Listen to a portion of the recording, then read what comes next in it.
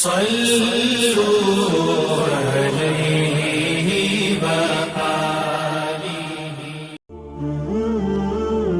ہرقل شاہ روم نے قریش کے قافلے میں ایک آدمی بلانے کو بھیجا، اور اس وقت یہ لوگ تجارت کے لیے ملک شام گئے ہوئے تھے، اور یہ وہ زمانہ تھا جب رسول اللہ صلی اللہ علیہ وسلم نے قریش اور ابو سفیان سے ایک وقتی عہد کیا ہوا تھا۔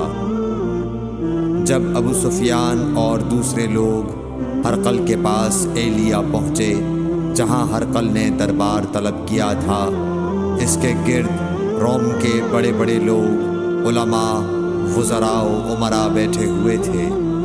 ہرقل نے ان کو اور اپنے ترجمان کو بلوایا، پھر ان سے پوچھا کہ تم میں سے کون شخص مدعی رسالت کا زیادہ قریبی عزیز ہے؟ ابو سفیان کہتے ہیں کہ میں بول اٹھا کہ میں اس کا سب سے زیادہ قریبی رشتہ دار ہوں۔ یہ سن کر ہرقل نے حکم دیا کہ اس ابو سفیان کو میرے قریب لا کر بٹھاؤ اور اس کے ساتھیوں کو اس کی پیٹھ کے پیچھے بٹھا دو۔ پھر اپنے ترجمان سے کہا کہ ان لوگوں سے کہہ دو کہ میں ابو سفیان سے اس شخص یعنی محمد صلی اللہ علیہ وسلم کے حالات پوچھتا ہوں، اگر یہ مجھ سے کسی بات میں جھوٹ بول دے تو تم اس کا جھوٹ ظاہر کر دینا۔ ابو سفیان کا قول ہے کہ خدا کی قسم اگر مجھے یہ غیرت نہ آتی کہ یہ لوگ مجھ کو جھٹلائیں گے تو میں آپ صلی اللہ علیہ وسلم کی نسبت ضرور غلط گوئی سے کام لیتا۔ خیر، پہلی بات جو ہرقل نے مجھ سے پوچھی وہ یہ کہ اس شخص کا خاندان تم لوگوں میں کیسا ہے؟ میں نے کہا وہ تو بڑے اونچے عالی نسب والے ہیں۔ کہنے لگا اس سے پہلے بھی کسی نے تم لوگوں میں ایسی بات کہی تھی؟ میں نے کہا نہیں۔ کہنے لگا اچھا اس کے بڑوں میں کوئی بادشاہ ہوا ہے؟ میں نے کہا نہیں۔ پھر اس نے کہا بڑے لوگوں نے اس کی پیروی اختیار کی ہے یا کمزوروں نے؟ میں نے کہا نہیں، کمزوروں نے۔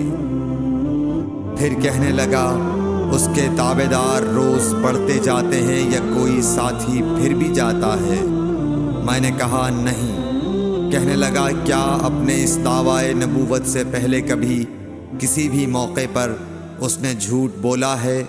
میں نے کہا نہیں، اور اب ہماری اس سے صلح کی ایک مقررہ مدت ٹھہری ہوئی ہے، معلوم نہیں وہ اس میں کیا کرنے والا ہے۔ ابو سفیان کہتے ہیں میں اس بات کے سوا اور کوئی جھوٹ اس گفتگو میں شامل نہ کر سکا۔ ہرقل نے کہا کیا تمہاری اس سے کبھی لڑائی بھی ہوئی ہے؟ ہم نے کہا کہ ہاں۔ بولا پھر تمہاری اور اس کی جنگ کا کیا حال ہوتا ہے؟ میں نے کہا لڑائی ڈول کی طرح ہے، کبھی وہ ہم سے میدان جنگ جیت لیتے ہیں اور کبھی ہم ان سے جیت لیتے ہیں۔ ہرقل نے پوچھا وہ تمہیں کس بات کا حکم دیتا ہے؟ میں نے کہا وہ کہتا ہے کہ صرف ایک اللہ ہی کی عبادت کرو، اس کا کسی کو شریک نہ بناؤ، اور اپنے باپ دادا کی شرک کی باتیں چھوڑ دو، اور ہمیں نماز پڑھنے، سچ بولنے، پرہیزگاری اور صلہ رحمی کا حکم دیتا ہے۔ یہ سب سن کر پھر ہرقل نے اپنے ترجمان سے کہا کہ ابو سفیان سے کہہ دے کہ میں نے تم سے اس کا نسب پوچھا تو تم نے کہا کہ وہ ہم سے عالی نسب ہے، اور پیغمبر اپنی قوم میں عالی نسب ہی بھیجے جایا کرتے ہیں۔ میں نے تم سے پوچھا کہ دعویٰ نبوت کی یہ بات تمہارے اندر اس سے پہلے کسی اور نے بھی کہی تھی؟ تو تم نے جواب دیا کہ نہیں۔ تب میں نے اپنے دل میں کہا کہ اگر یہ بات اس سے پہلے کسی اور نے کہی ہوتی تو میں سمجھتا کہ اس شخص نے بھی اسی بات کی تقلید کی ہے جو پہلے کہی جا چکی ہے۔ میں نے تم سے پوچھا کہ اس کے بڑوں میں کوئی بادشاہ بھی گزرا ہے تو تم نے کہا کہ نہیں۔ تو میں نے دل میں کہا کہ ان کے بزرگوں میں سے کوئی بادشاہ ہوا ہوگا تو کہہ دوں گا کہ وہ شخص اس بہانے اپنے آباء و اجداد کی بادشاہت اور ان کا ملک دوبارہ حاصل کرنا چاہتا ہے۔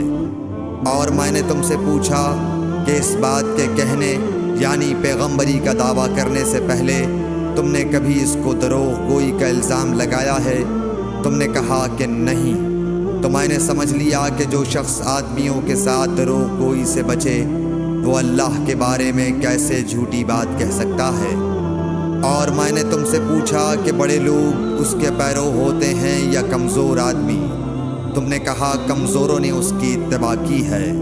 تو دراصل یہی لوگ پیغمبروں کے متبعین ہوتے ہیں۔ اور میں نے تم سے پوچھا کہ اس کے ساتھی بڑھ رہے ہیں یا کم ہو رہے ہیں؟ تم نے کہا کہ وہ بڑھ رہے ہیں، اور ایمان کی کیفیت یہی ہوتی ہے حتیٰ کہ وہ کامل ہو جاتا ہے۔ اور میں نے تم سے پوچھا کہ آیا کوئی شخص اس کے دین سے ناخوش ہو کر مرتد بھی ہو جاتا ہے؟ تم نے کہا نہیں۔ تو ایمان کی خاصیت بھی یہی ہے، جن کے دلوں میں اس کی مسرت رچ بس جائے وہ اس سے لوٹا نہیں کرتے۔ اور میں نے تم سے پوچھا کہ آیا وہ کبھی عہد شکنی کرتے ہیں؟ تم نے کہا نہیں۔ پیغمبروں کا یہی حال ہوتا ہے، وہ عہد کی خلاف ورزی نہیں کرتے۔ اور میں نے تم سے کہا کہ وہ تم سے کس چیز کے لیے کہتے ہیں؟ تم نے کہا کہ وہ ہمیں حکم دیتے ہیں کہ اللہ کی عبادت کرو، اس کے ساتھ کسی کو شریک نہ ٹھہراؤ، اور تمہیں بتوں کی پرستش سے روکتے ہیں، سچ بولنے اور پرہیزگاری کا حکم دیتے ہیں۔ لہٰذا اگر یہ باتیں جو تم کہہ رہے ہو سچ ہیں تو عنقریب وہ اس جگہ کا مالک ہو جائے گا کہ جہاں میرے یہ دونوں پاؤں ہیں۔ مجھے معلوم تھا کہ وہ پیغمبر آنے والا ہے، مگر مجھے یہ معلوم نہیں تھا کہ وہ تمہارے اندر ہوگا۔ اگر میں جانتا کہ اس تک پہنچ سکوں گا تو اس سے ملنے کے لیے ہر تکلیف گوارا کرتا۔ اگر میں اس کے پاس ہوتا تو اس کے پاؤں دھوتا۔ ہرقل نے رسول اللہ صلی اللہ علیہ وسلم کا وہ خط منگایا جو آپ نے وحیہ کلبی رضی اللہ تعالیٰ عنہ کے ذریعے حاکم بصرہ کے پاس بھیجا تھا، اور اس نے وہ ہرقل کے پاس بھیج دیا تھا۔ پھر اس کو پڑھا تو اس میں لکھا تھا، اللہ کے نام کے ساتھ جو نہایت مہربان اور رحم والا ہے۔ اللہ کے بندے اور اس کے پیغمبر محمد صلی اللہ علیہ وسلم کی طرف سے یہ خط ہے شاہ روم کے لیے۔ اس شخص پر سلام ہو جو ہدایت کی پیروی کرے۔ اس کے بعد میں آپ کے سامنے دعوت اسلام پیش کرتا ہوں۔ اگر آپ اسلام لے آئیں گے تو دین و دنیا میں سلامتی نصیب ہوگی، اللہ آپ کو دوہرا ثواب دے گا۔ اور اگر آپ میری دعوت سے روگردانی کریں گے تو آپ کی رعایا کا گناہ بھی آپ ہی پر ہوگا۔ اور اے اہل کتاب، ایک ایسی بات پر آ جاؤ جو ہمارے اور تمہارے درمیان یکساں ہے، وہ یہ کہ ہم اللہ کے سوا کسی کی عبادت نہ کریں اور کسی کو اس کا شریک نہ ٹھہرائیں، اور نہ ہم میں سے کوئی کسی کو خدا کے سوا اپنا رب بنائے۔ پھر اگر وہ اہل کتاب اس کتاب سے منہ پھیر لیں تو مسلمانوں، تم ان سے کہہ دو کہ تم مانو یا نہ مانو، ہم ایک خدا کے اطاعت گزار ہیں۔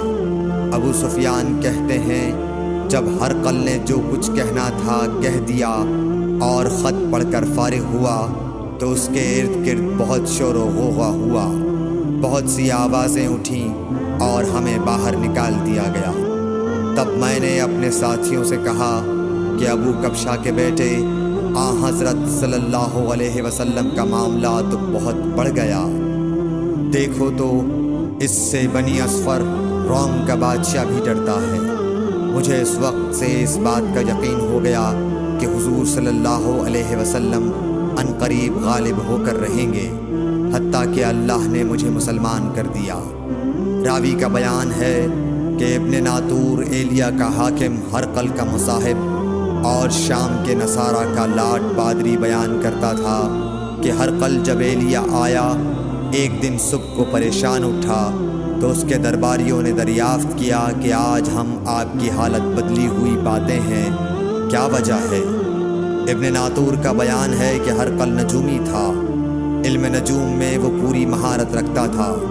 اس نے اپنے ہم نشینوں کو بتایا کہ میں نے آج رات ستاروں پر نظر ڈالی تو دیکھا کہ ختنہ کرنے والوں کا بادشاہ ہمارے ملک پر غالب آ گیا ہے۔ بھلا اس زمانے میں کون لوگ ختنہ کرتے ہیں؟